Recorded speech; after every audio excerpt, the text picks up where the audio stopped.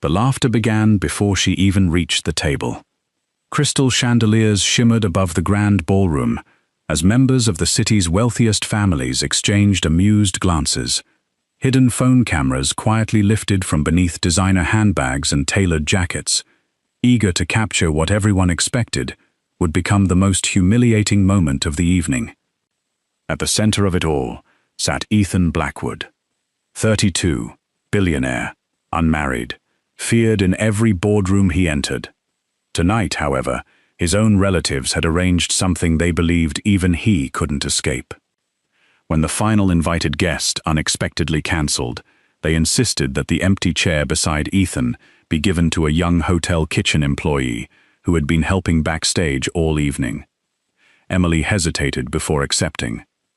Her navy blue dress was elegant, but unmistakably modest beside the sea of custom-made gowns. She lowered her eyes as whispers spread across the room. There she is. They actually did it. This is going to be brutal. Someone laughed. Someone else pressed the record button.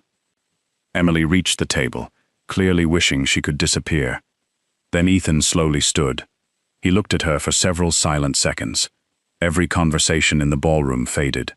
Finally, in a calm, unwavering voice, he spoke only 7 words. "She's the only person worthy of this seat." Silence crashed over the ballroom. A crystal wineglass slipped from an elderly gentleman's trembling hand and shattered across the marble floor. His eyes never left the young woman. No one spoke for nearly 10 seconds after Ethan's words. The silence felt louder than the laughter that had filled the ballroom only moments before. Every guest stared first at Ethan, then at the young woman standing beside him. Emily looked completely overwhelmed. Her cheeks flushed crimson, as if she wished the polished marble floor would simply open beneath her feet.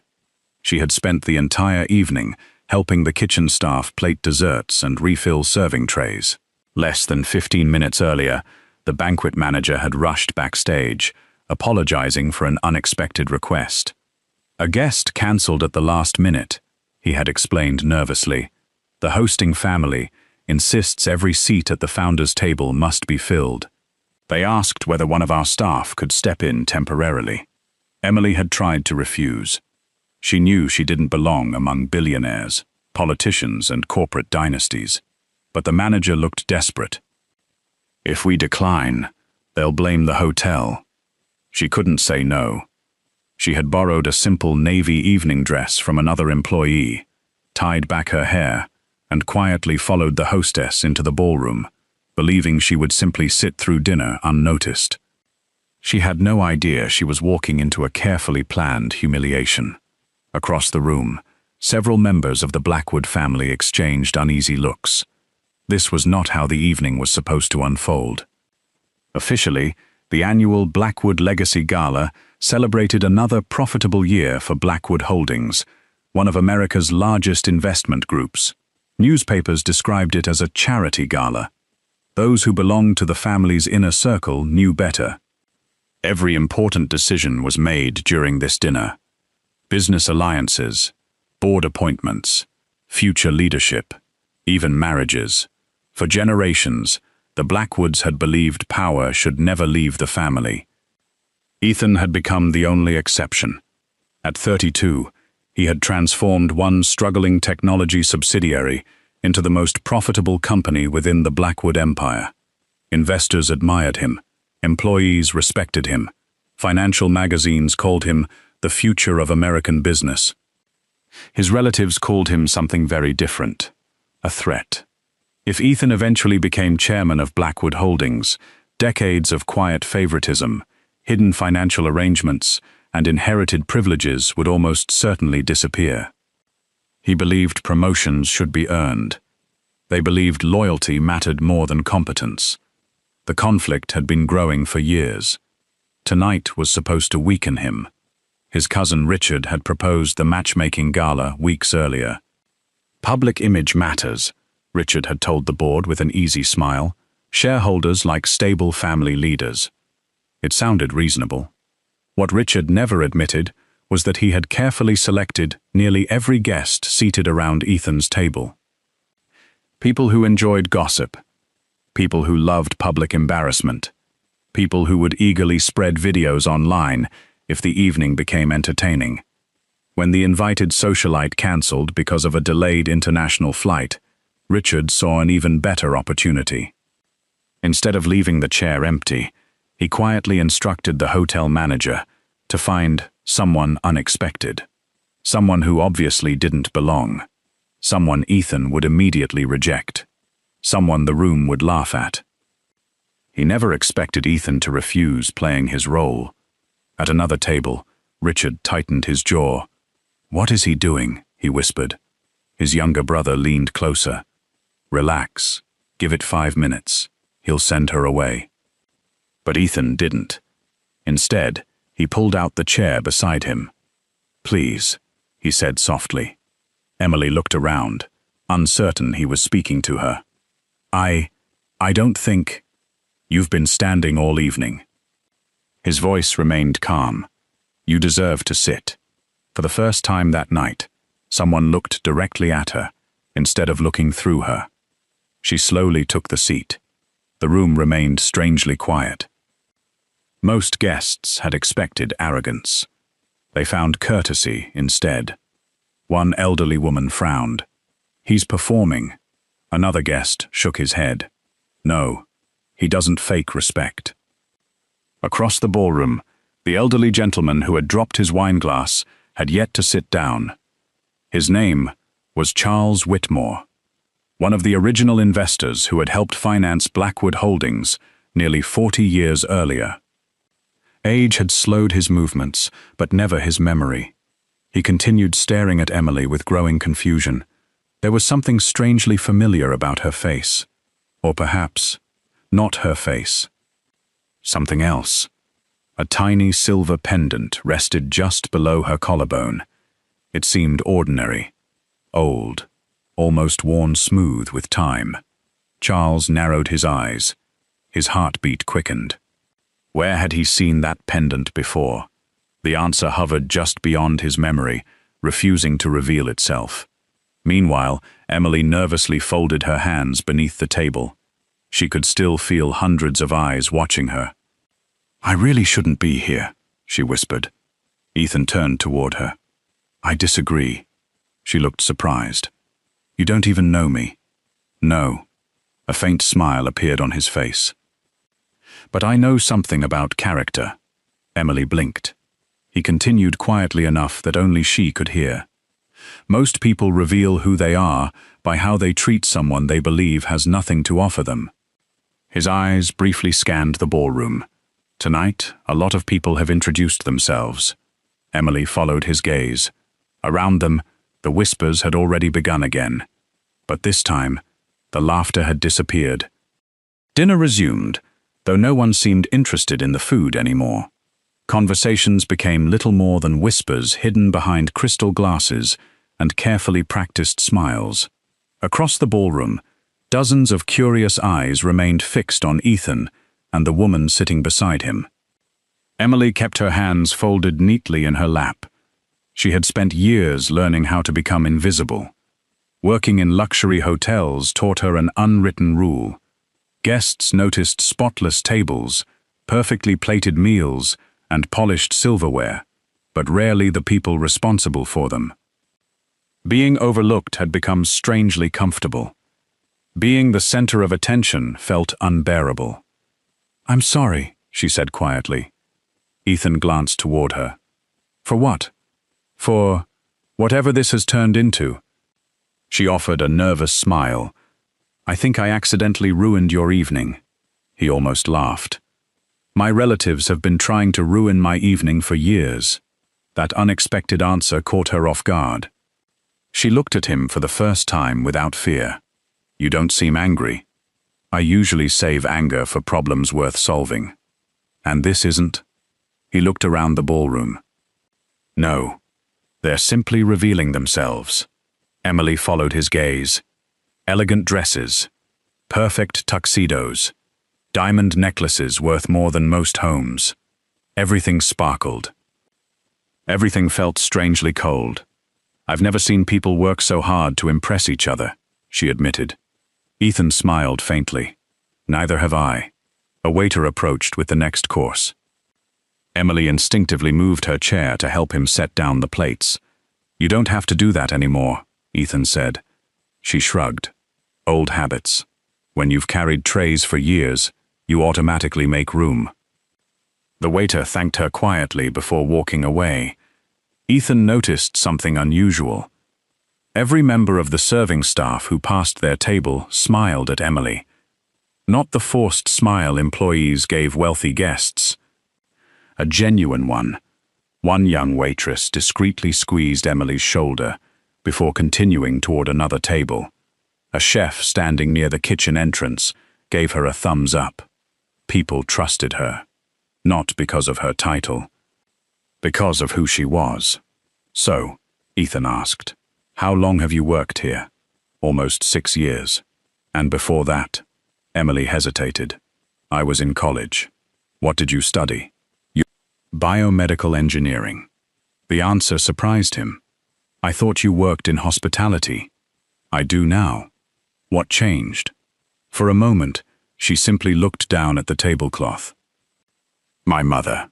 There was no self-pity in her voice, only acceptance. She was diagnosed with kidney failure during my 2nd year. The treatments were expensive. My father had already passed away. There wasn't anyone else. So, you left school. She nodded. I told myself it would only be for a year. It became 6. Ethan remained silent. He knew what sacrifice looked like. But he also knew how rarely people made it without expecting recognition. Do you regret it? Emily thought carefully before answering. I regret that she got sick. She smiled softly. I don't regret choosing her. Across the ballroom, Richard watched their conversation with growing frustration. This is ridiculous, he muttered. They're actually talking. His brother leaned closer. People are starting to like her. Richard frowned. Then we changed the story. He quietly sent a text message beneath the table. Within seconds, several guests received it. The message contained a single sentence. Kitchen employee sneaks into billionaire gala pretending to be a guest. Almost immediately, phones began appearing beneath the tables. Whispers spread again. Emily noticed the change. Did I do something wrong? Ethan looked toward the nearest group. No. Someone else just did. He recognized manipulation when he saw it. He had spent his entire business career fighting people who preferred narratives over truth. This was no different. What if they're right? Emily asked quietly. What if I really don't belong here? Ethan answered without hesitation. Belonging has nothing to do with income. She looked uncertain. It has everything to do with integrity. For several seconds, neither of them spoke. Then Ethan asked something no one had asked her in years.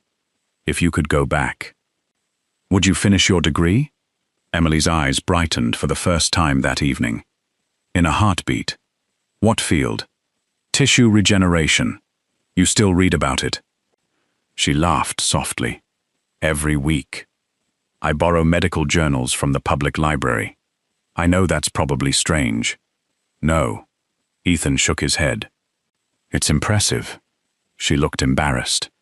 I'm probably years behind everyone else. Knowledge doesn't disappear because life interrupted it. Those words lingered in her mind. No one had ever said something like that to her. Most people only saw what she had lost. He was talking about what she still possessed. At the far end of the ballroom, Charles Whitmore continued studying the young woman. As Emily reached for her water glass, the small silver pendant slipped into the light once again. Charles froze. The engraving. It wasn't merely similar. It was identical. His breathing became shallow. A memory, buried beneath 15 years of time, suddenly stirred. Rain, sirens, a terrified little girl, a stranger kneeling beside twisted metal. His fingers tightened around the edge of the table. It can't be, he whispered. Not yet. He still wasn't certain. But for the first time since entering the ballroom, Charles no longer cared about the speeches, the shareholders, or the Blackwood family politics. He needed to know one thing. Who was the young woman everyone had mistaken for the least important person in the room? And why did the smallest piece of silver around her neck feel more valuable than every diamond in the ballroom combined? Charles Whitmore could no longer remain seated. Ignoring the startled looks around him, the 80-year-old investor slowly rose from his chair. His cane tapped softly against the marble floor as he made his way toward Ethan's table. The conversations throughout the ballroom faded once again. Richard Blackwood frowned. What is Charles doing now? No one answered. Even Ethan looked surprised as the respected businessman stopped beside their table. "Young lady," Charles said gently, "may I ask you something?" Emily immediately stood out of respect. "Of course, sir." Charles pointed toward the small silver pendant resting against her dress. "That necklace. Where did you get it?" Emily instinctively touched the pendant. It belonged to my mother." Charles's eyes narrowed. "Did she give it to you?" Emily nodded. "When I turned 18. She said someone gave it to her many years ago. It wasn't expensive, but she always told me never to sell it."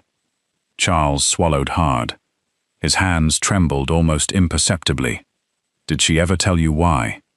Emily searched her memory. "Only once, when I was little.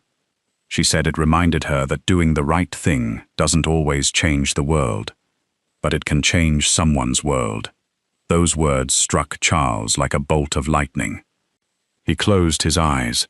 Suddenly, the ballroom disappeared. 15 years earlier, rain had poured relentlessly onto a deserted highway outside Boston. A school bus carrying children had collided with a delivery truck. Traffic stopped. People watched. Few moved. Charles's granddaughter, only 8 years old at the time, had been trapped inside the wreckage. He remembered the panic, the screaming, the smell of gasoline. Emergency crews were still several minutes away. Then, someone had run toward the burning vehicle. Not a firefighter, not a police officer, just an ordinary young woman. Ignoring the danger, she climbed through a broken window and crawled inside. She emerged moments later, carrying a frightened little girl in her arms. Seconds after reaching safety, flames consumed the front of the bus. Charles had searched for the young woman afterward, but amid the confusion of ambulances and police reports, she had disappeared without leaving her name. The only thing he had managed to do was hand a small silver pendant to the exhausted woman before she vanished into the crowd. It had been intended as a token of gratitude. She had almost refused to accept it. Returning to the present, Charles opened his eyes. His heart pounded. Could it really be the same person? No. The ages didn't seem to match. Unless... He looked carefully at Emily again. "You said your mother gave it to you." "Yes." "What was her name?" "Sarah Collins." Charles slowly nodded. The name meant nothing to him. He had never learned it. But something else suddenly caught his attention. Emily's left wrist. A thin, pale scar curved just below the sleeve of her dress. Not large. Not obvious. The kind of scar left by broken glass. Charles remembered another image from that rainy night. The young rescuer had emerged from the wreckage with blood streaming down her arm after shattering a window to free the trapped child. His breathing became uneven. The coincidence was becoming impossible to ignore. Across the table, Ethan noticed the dramatic change in the old man's expression. "Mr. Whitmore, is everything all right?" Charles didn't answer immediately. His eyes remained fixed on Emily. Finally, he spoke in little more than a whisper. I've been looking for your family for 15 years.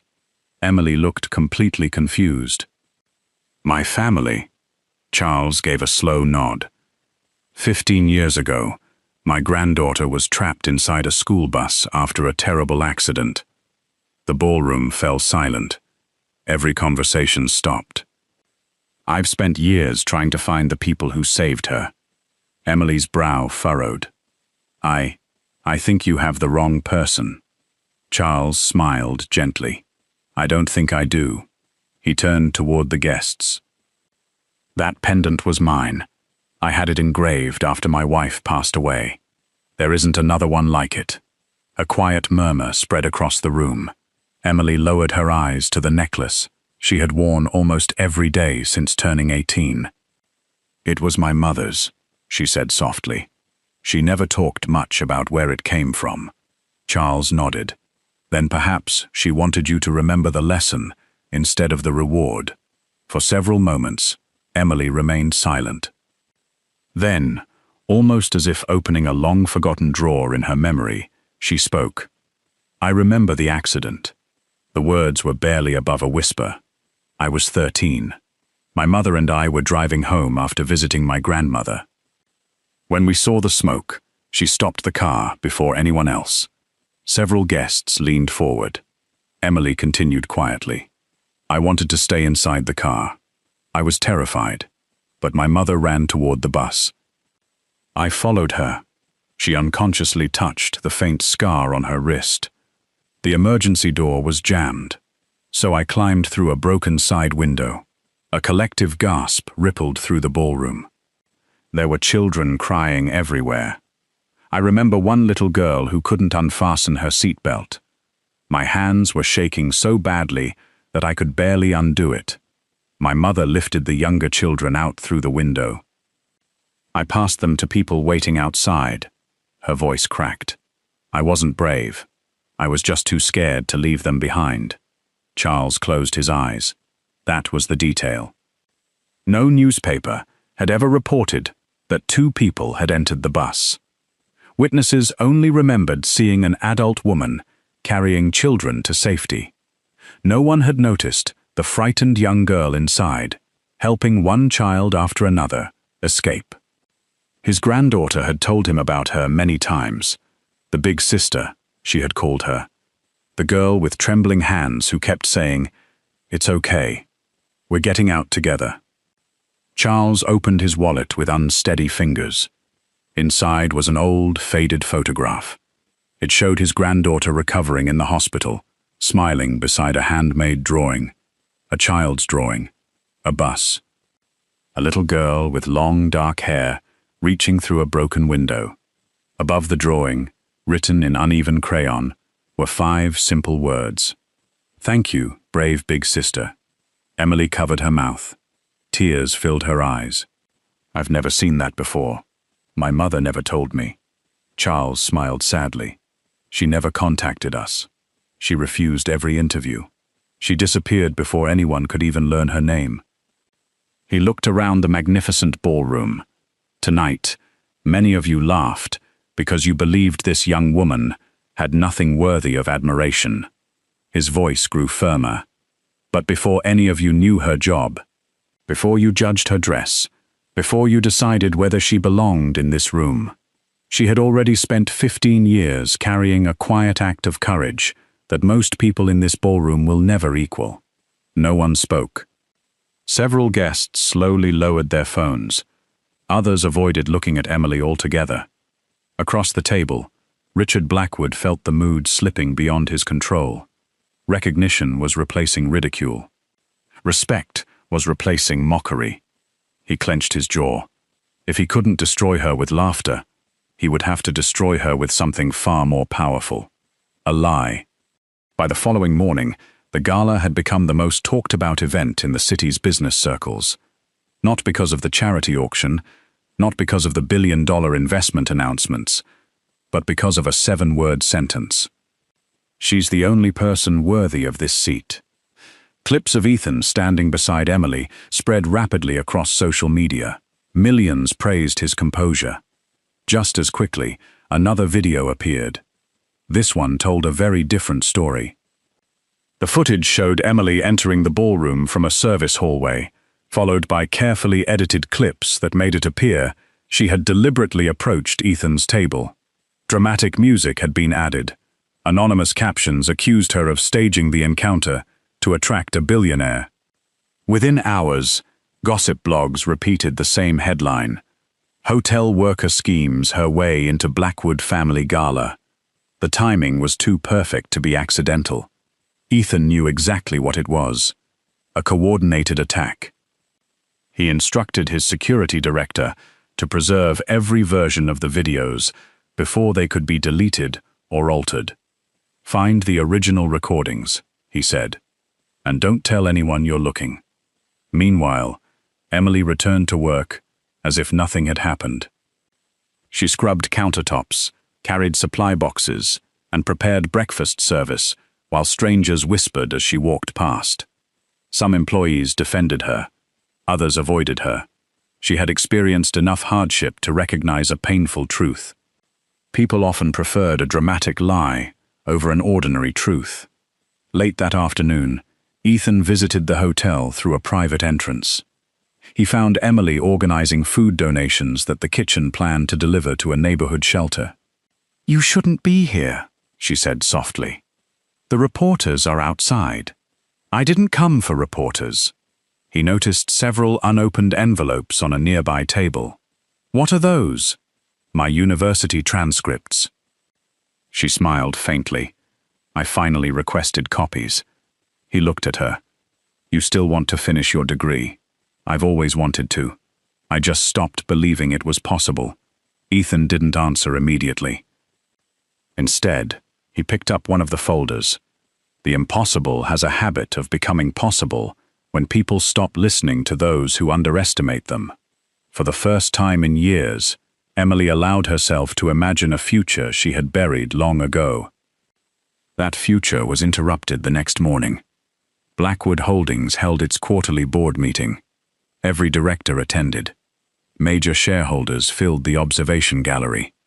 Reporters waited outside. Richard believed he controlled the room. Before the meeting officially began, he activated the large presentation screen. "I regret that our family's reputation has been damaged," he announced. "The public deserves transparency." The edited video appeared once again. Several board members exchanged uncomfortable glances. Richard continued, "It is unfortunate that my cousin has allowed himself to become involved in what appears to be a carefully planned publicity stunt." He paused, letting the accusations settle. The company cannot afford leadership clouded by emotional decisions. A few directors nodded cautiously. Richard smiled. He thought he had already won. Then Ethan stood. "I agree." The room became still. Richard blinked. "You agree?" "I agree. The board deserves transparency." Ethan connected a small encrypted drive to the conference system. The screen went black. Then a new recording began. This version came from the hotel's ceiling cameras. No dramatic music, no edits, only timestamps, only facts. The footage showed Richard privately instructing the banquet manager to replace the missing guest with someone nobody would expect. Another angle captured him laughing with two cousins, while one of them secretly positioned a phone to record Ethan's reaction. A third recording captured the exact moment Richard texted multiple guests immediately after Ethan defended Emily. Digital forensic analysts had reconstructed every deleted message. The words appeared clearly across the screen. "Make her look like a gold digger. We'll release the edited version tonight." Silence filled the boardroom. Richard's face turned pale. "This proves nothing. It proves intent," Ethan replied calmly. He clicked to the next file. A cybersecurity expert appeared in a recorded statement explaining how the viral video had been manipulated, frame by frame, audio layer by audio layer. Every edit was documented. Every missing sequence restored. Then came the final piece: financial records. Payments from one of Richard's consulting companies to an online media agency less than 12 hours before the first defamatory article appeared. No one spoke. One elderly board member slowly removed his glasses. "So, you manufactured a public smear campaign?" Richard looked around desperately. "No. This is being twisted." Charles Whitmore rose from his seat. His voice carried across the room with remarkable strength. I've invested in this company for nearly 40 years. I have survived recessions, hostile takeovers, corporate scandals. But I have never witnessed directors attempt to destroy an innocent woman simply because kindness interfered with their ambition. He turned toward the board. If this company rewards people like that, then it no longer deserves the name Blackwood. The chairman requested an immediate vote. One by one, hands rose. Not in Richard's favor. Against him. The motion passed almost unanimously. Richard and the relatives directly involved were suspended, pending a formal investigation. As security escorted them toward the exit, Richard stopped beside Ethan. You've ruined this family. Ethan met his eyes without anger. No. You confused power with permission. And today, everyone finally saw the difference. The boardroom remained silent, not because Ethan had defeated his opponents, but because every person present understood the deeper truth. The greatest damage had never been caused by a young woman wearing a simple navy dress. It had been caused by people who believed another human being's worth could be measured by appearance, status, or wealth. That illusion had finally collapsed. 3 months later, the ballroom looked very different. The chandeliers still sparkled. The marble floors still reflected the light. The city's most influential people still filled the room. But something had changed. This time, no one whispered when Emily Collins entered. She wasn't wearing an expensive designer gown. She chose a simple emerald dress that reminded her of the promise she had made to herself years earlier, to remain the same person, regardless of where life carried her. The applause began before she reached the stage, not because she had become famous, not because she had become wealthy, but because people had finally learned her story. After the board's investigation, Blackwood Holdings established a scholarship in Sarah Collins' memory, honoring ordinary people whose quiet acts of courage changed lives without seeking recognition. Emily became the program's first director, while returning to university to complete the biomedical engineering degree she had once believed she would never finish. When the applause faded, Ethan stepped onto the stage. The room fell silent.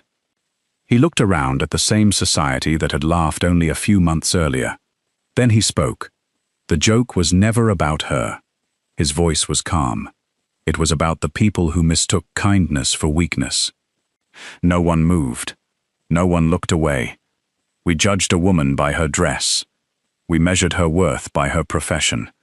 We assumed that dignity belongs only to those with wealth. He paused. The only thing revealed that night was the poverty of our own assumptions.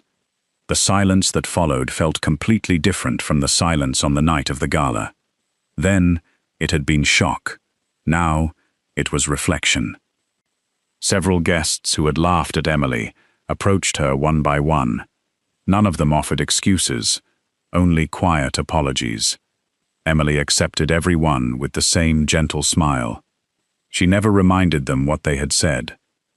She never asked them to feel ashamed, because forgiveness, she believed, carried more strength than humiliation ever could. As the evening drew to a close, Ethan joined her on the ballroom terrace, overlooking the city lights. You know, he said, smiling, everyone thinks I changed your life. Emily laughed softly. They're wrong. They are. You already possessed everything that mattered before we met. I only happened to notice. She looked at him for a long moment. Thank you for seeing me before everyone else did. He offered his hand, not as a billionaire, not as the future chairman of an empire, simply as a man who respected the woman standing beside him. Emily smiled and took it. Inside the ballroom, hundreds of people watched in silence, not because they were witnessing the beginning of a love story, but because they had just witnessed something far rarer. The moment an entire room learned that a person's true value had never depended on beauty, status, or wealth. It had always been revealed by character. and character had been sitting in that chair all along.